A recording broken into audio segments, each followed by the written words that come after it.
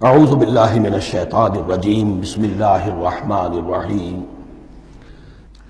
اب یہاں سے شروع ہو رہا ہے 5ویں رکوع سے مسلسل 10 رکوع، مسلسل خطاب ہے بنی اسرائیل سے۔ البتہ ان میں ایک تقسیم ہے، پہلے رکوع میں دعوت ہے۔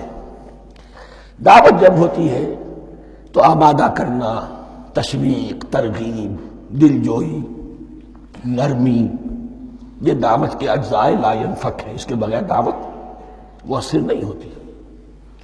لہذا ان 7 آیات میں یہ یوں سمجھیے کہ ان 10 رکوعوں کے لیے یہ بمنزلہ فاتحہ ہے۔ جیسے سورہ فاتحہ 7 آیتوں کی، ایسے ہی اس دعوت سابقہ امت مسلمہ کو دعوت دی جا رہی ہے۔ تو کس طرح دی جا رہی ہے؟ یہ کون تھے؟ یہ بھی مسلمان ہی تو تھے نا، کافر تو ہو گئے حضور کا انکار کر کے، ورنہ وہ موسیٰ کے ماننے والے، شریعت ان کے پاس، بڑے بڑے علماء ان میں، علم کا چرچا ان میں، سب کچھ تھا، ان کو دعوت دی جا رہی ہے۔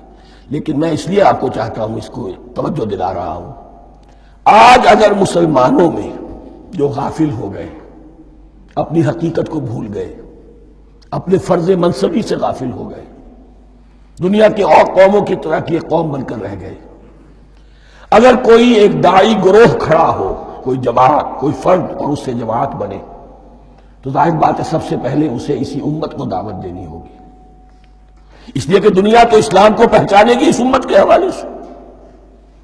فزیشین ہیل تھائی سیلف، پہلے یہ تو ٹھیک ہو، یہ کہیں پر صحیح اسلام کا نمونہ پیش کرے تو دنیا کو دعوت دے سکو گے، آؤ دیکھو یہ ہے اسلام۔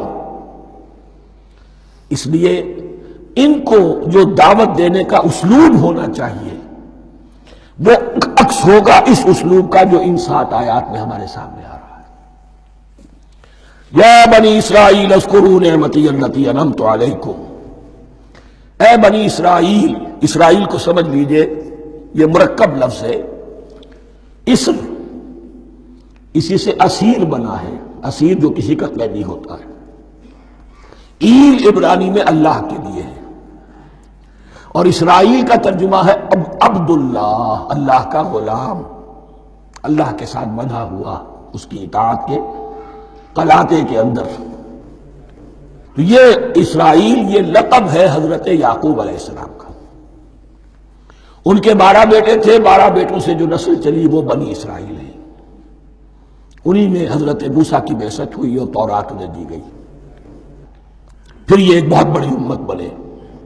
ان پر 4 ادوار آ چکے تھے قرآن مجید کے نزول کے وقت، 2 مرتبہ اللہ کی رحمت کی بارشیں ہوئیں، انہیں عروج نصیب ہوا، 2 مرتبہ ان کو دنیا پرستی، شہوت پرستی، اللہ کے احکام کو پس و پش ڈال دینے کی سزا میں عذاب کے کوڑے ان پر پرسے۔ اس کا ذکر آئے گا سورہ بنی اسرائیل کے پہلے رکوع میں۔ اس وقت جب کہ قرآن نازل ہو رہا ہے، اس وقت وہ اپنے اس زوال کے دور میں تھے۔ حال یہ تھا کہ حضور صلی اللہ علیہ وسلم کی بعثت سے پہلے ہی 2nd ٹیمپل بھی شہید کیا جا چکا تھا، گرایا جا چکا تھا۔ حضرت سلیمان نے جو بنایا تھا ہیکل سلیمانی، جس کو یہ 1st ٹیمپل کہتے ہیں، اسے نیبوکدنضر نے گرا دیا تھا حضرت مسیح سے بھی کئی 100 سال پہلے۔ لیکن اس کے بعد پھر یہ رومنز نے سن 70 عیسوی میں حضور کی ولادت سے 500 برس پہلے ان کا یہ یروشلم تباہ و برباد ہوا، اس میں لوگوں کو قتل کیا گیا، قتل عام ہوا، اور 2nd ٹیمپل جو ہے وہ بھی گرا دیا گیا، جو اب تک گرا پڑا ہوا ہے۔ صرف ایک ویلنگ وال ہے جس کے پاس جا کر یہودی جو ہے ماتم کر لیتے ہیں، روتے ہیں، اور اب وہ بنانے پر تلے ہوئے ہیں اپنا 3rd ٹیمپل، اس کے نقشے بن چکے ہیں، بلو پرنٹ بن چکے ہیں۔ لیکن بہرحال جس وقت قرآن نازل ہو رہا تھا یہ بہت ہی پستی میں تھے۔ اس کے بارے میں فرمایا، اے بنی اسرائیل ذرا یاد کرو میرے اس انعام کو جو تم پر ہوا۔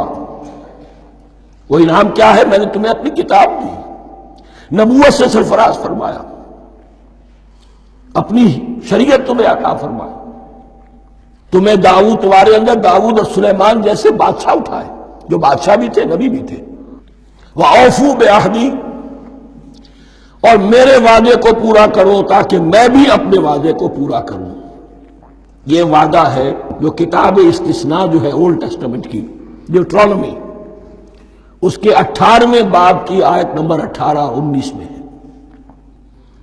حضرت موسیٰ سے خطاب کر کے اس میں اللہ نے یہ الفاظ فرمائے، میں ان کے بھائیوں میں سے تیرے مانند ایک نبی برپا کروں گا اور اس کے منہ میں اپنا کلام ڈالوں گا، اور وہ وہی کچھ بتائے گا جو میں اس سے کہوں گا۔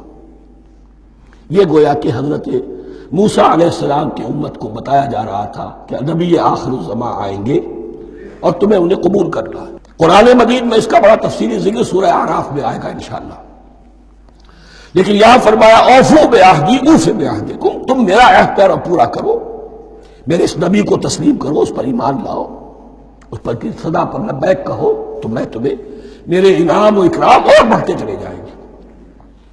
وَإِيَّايَ فَارْهَبُونِ، اور صرف مجھ سے ڈرو۔ وَآمِنُوا بِمَا أَنزَلْتُ مُصَدِّقًا لِمَا مَعَكُمْ، اور ایمان لاؤ اس پر جو میں نے نازل کیا ہے، جو تمہارے پاس جو تورات ہے اس کی تصدیق کرتے ہوئے آیا ہے۔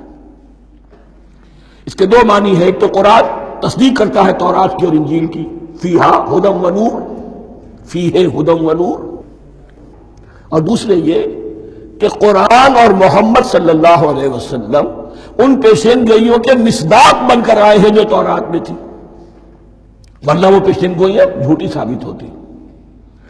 ان کے مصداق کون ہے؟ قرآن اور محمد صلی اللہ علیہ وسلم، یہ دونوں معنی اس کے ہیں۔ وَآمِنُوا بِمَا أَنزَلْتُ مُصَدِّقًا لِمَا مَعَكُمْ وَلَا تَكُونُوا أَوَّلَ كَافِرٍ بِهِ، اور دیکھو تم ہی سب سے پہلے ان کا کفر کرنے والے نہ بن جاؤ۔ تمہیں تو سب کچھ معلوم تھا، تم تو منتظر تھے، تم تو آخری نبی کے انتظار میں تھے اور ان کے حوالے سے دعائیں کیا کرتے تھے کہ اللہ اس نبی آخری زمان کے واسطے سے ہماری مدد فرما اور کافروں کے مقابلے میں ہمیں فتح عطا فرما۔ یہ آئے گا آگے چل کر اسی سورۃ بقرہ کے اندر۔ لیکن اب تم ہی سب سے بڑھ کر کافر ہو گئے، تم ہی سب سے بڑھ کر دشمن ہو گئے۔ وَلَا تَكُونُوا أَوَّلَ كَافِرٍ بِهِ وَلَا تَشْتَرُوا بِآيَاتِي ثَمَنًا قَلِيلًا، اور دیکھو میری ان آیات کے عوض حقیر سی قیمت قبول نہ کرو۔ یہ آیات الہیہ ہیں، ان کو رد کر رہے ہو، کس لیے؟ ہماری مسندیں، ہماری حیثیت، ہماری چودراہٹیں، کہیں ان پر کوئی آنچ نہ آ جائے۔ حقیر سی چیزیں، یہ صرف اس دنیا کا سامان ہے، اس کے سوا کچھ نہیں۔ وَلَا تَشْتَرُوا بِآيَاتِي ثَمَنًا قَلِيلًا وَإِيَّايَ فَاتَّقُونِ، اور صرف مجھ سے تقوی اختیار کرو، میرا تقوی اختیار کرو۔ صدق اللہ العظیم۔